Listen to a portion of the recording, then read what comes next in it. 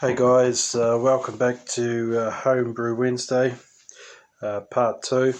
I'm going to show you how to prepare your hops once you've picked them. And as you can see, I've just got a oast set up there between a couple of paint cans. And I'm just going to put them in there. You want them spread out. Get them spread out nice and evenly there, so you get a bit of the oxygen in between them. Get them nice and dry there. So yeah, I got a good bounty this year. Pretty happy with it. So just spreading them out there. Yeah, mate, you're on camera. Don't worry, you look beautiful. Yep, looking good. Get them all spread out. So I want them to, it also gets rid of any little bugs and anything you got in there. They tend to just drop off after a while. They'll just, you don't want them in with the vacuum packing or anything like that. You want any bits and pieces, any loose material, old leaves, anything, aphids attached to them just to drop off.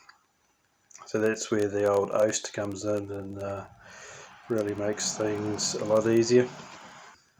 Just pick off any debris or anything like that you got. Just give you a closer look of what we've got here. As you can see, nice and spread out there. And I'll leave them there for about 24 hours and then come back to them the next day, and then we'll freeze dry them, put them in the freezer. Sweet as. Welcome back, guys. So yeah, what I'll tend to do is just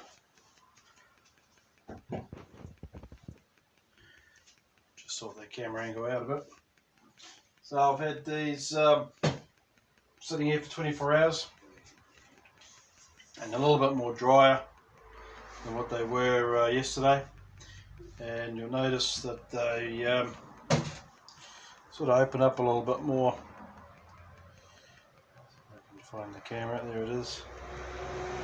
They'll sort of open up a little bit more for you, and I like to vacuum pack them, vacuum seal them, and then I'll stick them in the freezer. Some people put them in the fridge, that's fine, but I tend to just put mine in the freezer for a couple of weeks or a couple of months, and then I'll use them. So I'm just going to vacuum seal them in this bad boy here, and then I'll be back. Cheers. So this is what we're left with. I forgot to put it's a good idea to put the type of hop and the date it was picked, or the date it was vacuum sealed. Pop it in your freezer so you know how long it's been sitting there. Cool. I'm going to carry on with these, guys. Catch you later.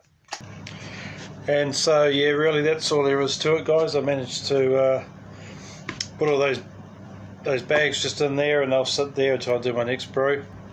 So, you know, they've got a useful shelf life of a couple of months before they start losing their bitterness and their aroma.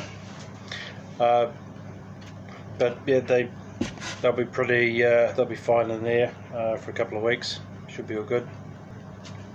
I wanted to cover secondly, how to maintain your hop plant over the winter, overwintering, because it's going to sit there in the frost and the cold, and how it's going to affect it, and it's the best way to keep it intact after you harvest. So basically, as I alluded to before, you've cut your